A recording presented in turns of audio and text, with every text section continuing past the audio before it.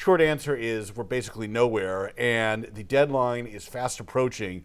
The Treasury Department hasn't said exactly when the borrowing capacity would end, but Goldman Sachs, a lot of private entities say early to mid-June or so we are not far off. Welcome to the Debrief, where we talk with the Washington Examiner's top journalists about the headlines they're covering this week and where the story's going next. I'm Sarah Westwood, and I'm here today with magazine editor David Mark. And David, this past week, House Republicans put forward sort of their opening offer in the debt ceiling talks. President Joe Biden still sort of maintaining that he's not going to negotiate. Give us the lay of the land of where the debt ceiling talks stand. Yeah, this is a standoff with deep and severe consequences. If the debt ceiling is not raised, basically the good faith and credit of the United States goes out the window, means the U.S. can't pay its bills. It has all kinds of international ramification, probably tanks the economy.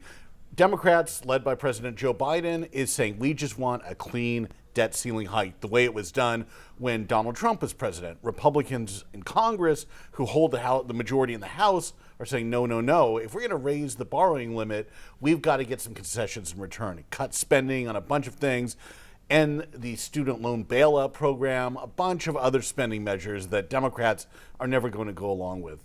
Short answer is we're basically nowhere, and the deadline is fast approaching. The Treasury Department hasn't said exactly when the borrowing capacity would end, but Goldman Sachs, a lot of private entities say early to mid-June or so we are not far off. Are House Republicans sufficiently united behind this proposal to sort of get it over the finish line, given that their margins are so thin?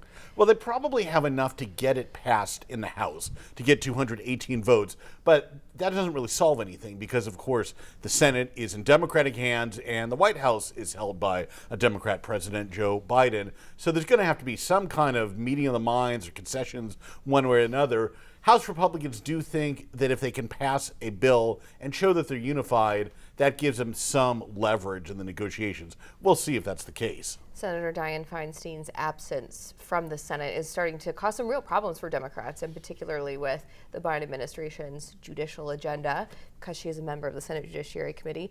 What is the likelihood that Senate Republicans are going to help Democrats with this problem? Is it slim or is it non-existent? Pretty much nothing. It might be a little bit different if she were to resign. Of course, Senator Feinstein, she's been in office for going on 30 years now, representing California. She's back home in San Francisco, suffering from shingles, which anybody who's known anybody with that affliction, it's not fun. So I think everybody wishes her well.